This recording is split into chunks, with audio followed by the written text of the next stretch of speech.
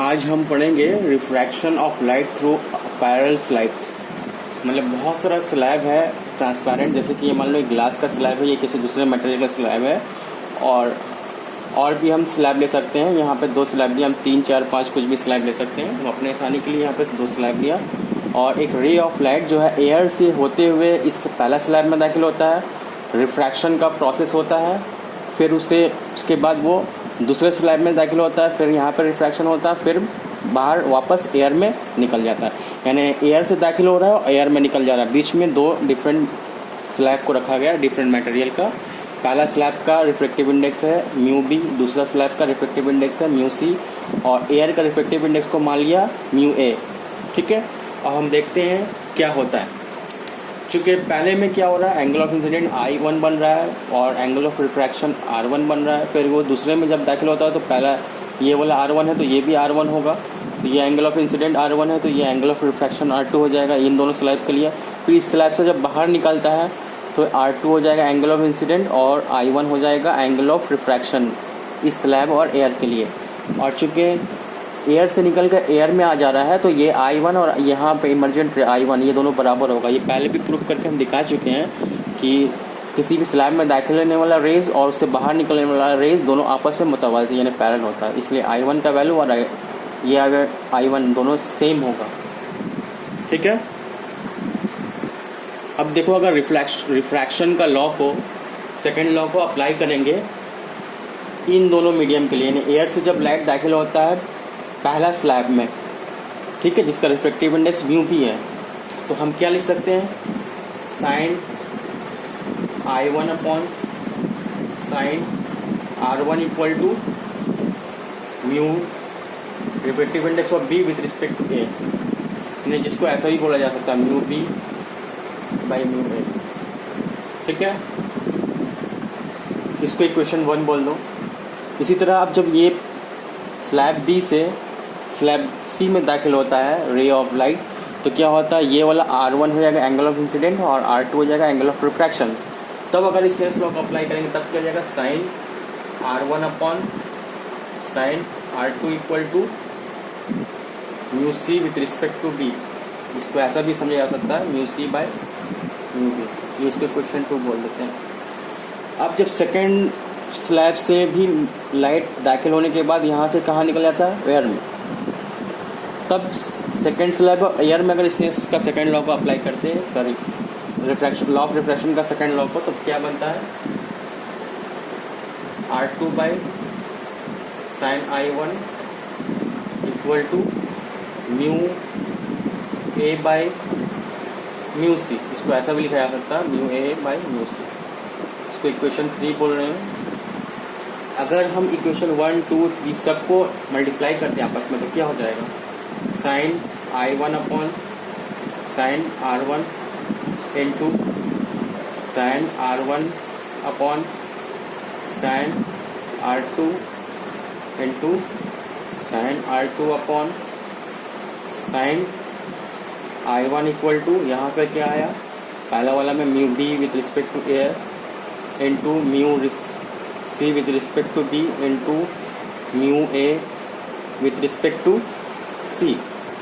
अगर हम यहाँ पर देखेंगे तो ये इससे कट जाएगा, ये इससे कट जाएगा, ये इससे कट जाएगा, तो अल्टीमेटली यहाँ पे बन जाए 1, और यहाँ पे अच्छा mu A with respect to mu B with respect to A into mu C with respect to B into mu A with respect to C. इसका वैल्यू क्या आएगा, 1 आएगा। यहाँ पर देखो लाइट दाखिल कहाँ से हो रहा है, एयर से। ये रिफ्रैक्टिव इंडेक्स किसका है, एयर का।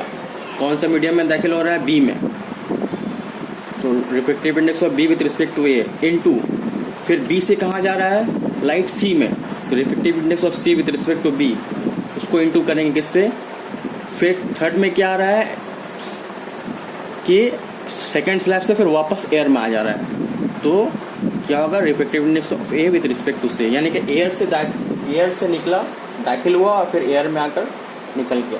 सबका रिफ्रैक्टिव इंडेक्स का प्रोडक्ट हमेशा 1 रहेगा। इसको इस तरह से भी समझ सकते हो, अगर यहाँ पर 2 के बजाय हम 4 स्लैब ले लें, यहाँ पर एयर है A B C D E, और फिर यहाँ पर एयर है ए, और लाइट डिफरेंट मीडियम से होते हुए कहाँ बाहर निकल गया। तो हम क्या ले सकते हैं, मान लो सबका रिफ्रैक्टिव इंडेक्स डी है, इसका रिफ्रैक्टिव इंडेक्स सी है, इसका रिफ्रैक्टिव इंडेक्स डी है, इसका रिफ्रैक्टिव ए है और इसका एयर का ए है, यहाँ पे एयर का है। तो इस हिसाब से हम क्या ले सकते हैं, 1 equal to mu B with respect to A के मतलब air into mu C with respect to B, mu D with respect to C, mu E with respect to D into mu air with respect to E. ये सब का product कितना होगा, 1 होगा। याद रहेगा इस तरह का फॉर्मूला कैसे करते हैं, यानी जहां से लाइट दाखिल हो रहा है और वापस उसी मीडियम में निकल रहा है तो बीच का सबका refractive index A B B C C D D E E फिर ए में आ गया। ये सब का प्रोडक्ट हमेशा 1 होता है।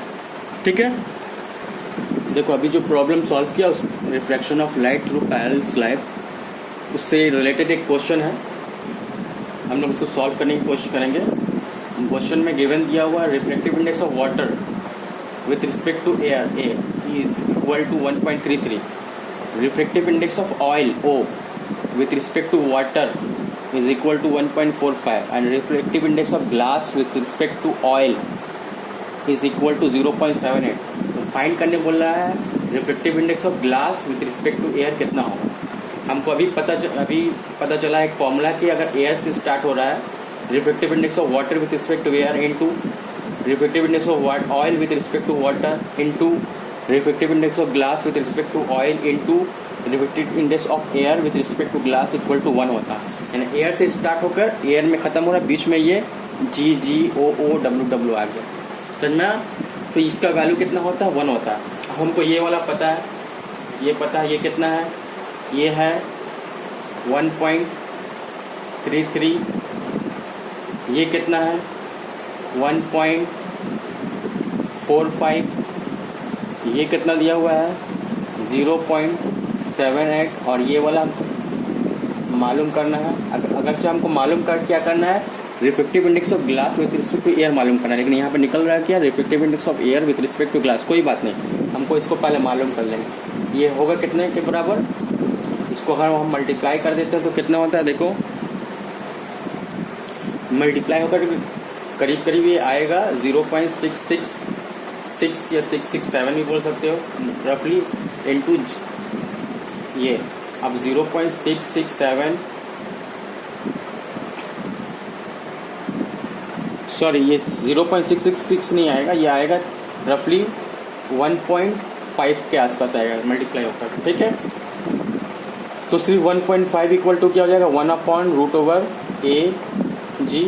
अब 1/A/G क्या पर किसके बराबर होता है, sorry sorry 1/ refractive index of air with respect to glass, ये बराबर किसका होगा refractive index of glass with respect to air. ये तो हम बता चुके हैं कि 1/ करने से ये रिवर्स हो जाता है, तो म्यू जी ए हो गया 1.5 आंसर। अब हम लोग पढ़ेंगे generalise Snell's law. Generalise Snell's law किसे कहते हैं, बहुत सिंपल है। इसी तरह से हम रिफ्रैक्शन का एक डायग्राम ले लिया, यहाँ से लाइट रेयर मीडियम से इंटर किया डेंसर मीडियम में, एंगल ऑफ इंसिडेंट आई हुआ और एंगल ऑफ रिफ्रैक्शन आर हुआ। ये मीडियम 1 है, इसका रिफ्रैक्टिव इंडेक्स म्यू 1 है, ये मीडियम 2 है, इसका रिफ्रैक्टिव इंडेक्स 2 है। ठीक है, तो अगर हम स्नेल्स लॉ को अप्लाई करेंगे, सेकेंड लॉ को कहते हैं रिफ्रैक्शन का स्नेल्स लॉ, तो इसको अप्लाई करेंगे तो sine I by sine R equal to क्या हो जाएगा म्यू 2/1। अच्छा, इसको हम इस तरह से लिख सकते हैं म्यू 2 अपॉन म्यू 1। इसको अगर क्रॉस मल्टीप्लाई करेंगे तो sine I mu 1 equal to sine R mu 2 या म्यू 2 इंटू साइन आर 2। यही हो गया जनरलाइज स्नेल्स लॉ। अगर हम इस तरह से लिखते हैं इसको I1 और इसको अगर हम लिख देते हैं I2, तब ये फॉर्मूला क्या होता है mu 1 sine I1 equal to mu 2 sine I2। अगर हम बहुत सारा मीडियम ले लेते हैं 1 2 3 और इस तरह से लाइट यहाँ से गुजरते हुए जा रहा है, तो जनरलाइज यहाँ पे मान लो कि एंगल I1 बन रहा है, यहाँ पे I2 बन रहा है, यहाँ पे I3 बन रहा है, यहाँ पे फिर I बन रहा है I1। तो यहाँ पर जनरलाइज स्नेल्स लॉ कैसे अप्लाई करेंगे, इसका रिफ्रैक्टिव इंडेक्स मान लो म्यू 1 है, इसका म्यू 2 है, इसका म्यू 3 है और इसका मान लो इसका म्यू 4 है। इसका एंगल बन रहा है I, 4। यहाँ पर ये तो 2 मीडियम का दिखा दिया, ये 4 अगर मीडियम डिफरेंट मीडियम है, यहाँ पर कैसे इस्तेमाल करेंगे जनरलाइज स्नेल्स लॉ। लिखेंगे μ1 sin I1 equal to μ2 sin I2 equal to μ3 sin I3 equal to μ4 sin I4। इस तरह से हम लिख सकते हैं। और भी रहेगा मीडियम तो और इस तरह से बढ़ाते जाएंगे, यानी किसी भी मीडियम में बनने वाला एंगल I1 और उस मीडियम का रिफ्लेक्टिव इंडेक्स, दोनों का प्रोडक्ट सेकंड मीडियम का रिफ्लेक्टिव इंडेक्स और सेकंड मीडियम में बनने वाला एंगल का प्रोडक्ट के बराबर होता है। इसी तरह वो थर्ड मीडियम में बनने वाला रिफ्लेक्टिव इंडेक्स और थर्ड मीडियम में बनने वाला एंगल उसके बराबर होता है, यानी सब आपस में बराबर होता है। ये हो गया जनरलाइज